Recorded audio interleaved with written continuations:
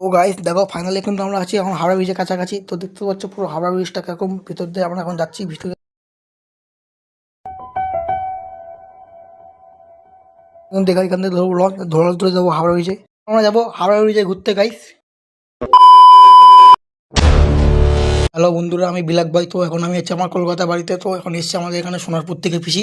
আর পিসি আমাকে বললো এখন রেডি হতে, এখন যাবো এখন হাওড়া ব্রিজে।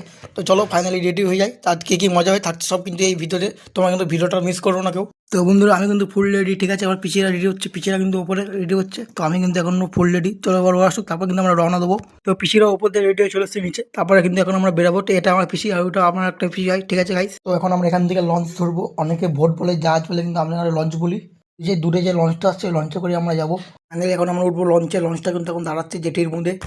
তো ফ্রেন্ড ফাইনালি আমরা উঠে গেছি লঞ্চে। আর এখানে কিন্তু আমাদের 20 মিনিট সময় লাগবে, যেহেতু অনেক দূর হাওড়া ব্রিজ, ঠিক আছে গাইস। তো বন্ধুরা ফাইনালি কিন্তু আমরা উঠে গেছি লঞ্চে। আর ওখানে কিন্তু আমরা ছিলাম, এখান থেকে আমাদের লঞ্চটা কিন্তু ছেড়ে দিল এখন। ওই যে একটা শোভাবাজার ফেরিঘাট, ঠিক আছে। এখানে কিন্তু আমাদের লঞ্চটা দাঁড়াবে। তারপর আমরা যাবো হাওড়া ব্রিজে। তো এখনো বহুত দেরি গাইস।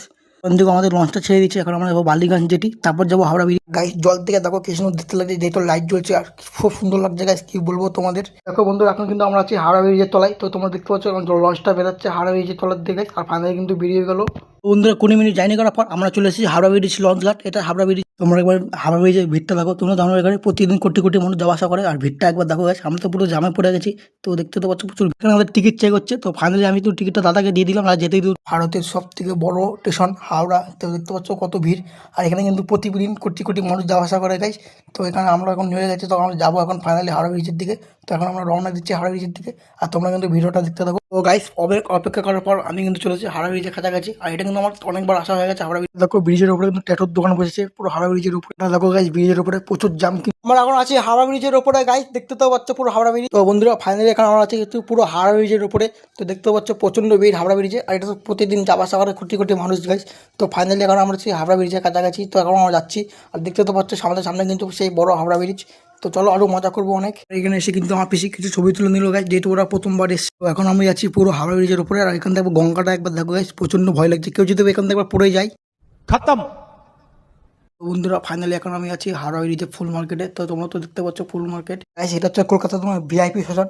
ভিআইপি বলতে যারা ভিআইপি মানুষ গাইস, বড় বড় ব্যবসা, তারা কিন্তু এখানে পড়ে। ঠিক আছে গাইস। বন্ধুরা এখন আমরা এর ভিতরে যাবো, ঠিক আছে গাইস। অনেক কিছু দেখাবো তোমাদেরকে। কিন্তু এই জায়গাটা দেখছো গাইস, এই জায়গাটা কিন্তু আমি যখন ছোট ছিলাম তখন কিন্তু প্রচন্ড আসতাম। এখন আসা হয় না, কারণ এখন কিন্তু আমি থাকি না এখানে, থাকি চাকদা থাকা বাড়িতে। আর এই জায়গাটা দেখো ভাই, এখানে দেখো ভিআইপি শ্মশানের চুল্লিটা দেখা যায়। আমরা সবাই মিলে এখন একটা চলে এসেছি চায়ের দোকানে। এখানে আমরা চা খাবো, অনেক জায়গা ঘুরবো গাইস। তারপর আমার পিসি এখানে একটা জার কিনে দিল, 5 লিটারের জার। কেন পিসি থেকে সোনাপুরে, তাই গঙ্গার জল নিয়ে যাবে এখান থেকে। দাদা একটা বজরংবলী মন্দিরের সামনে। আর মন্দিরের সামনে আসতে কিন্তু একটা ঠাম্মা আমাকে টিপ পরিয়ে দিচ্ছে। তো দেখতে পাচ্ছ। তো ঠাম্মাটাকে বলে একটু টিপ পরিয়ে দিতে গাইস। তো ঠাম্মাটা এখন আমাকে টিপ পরিয়ে দিচ্ছে।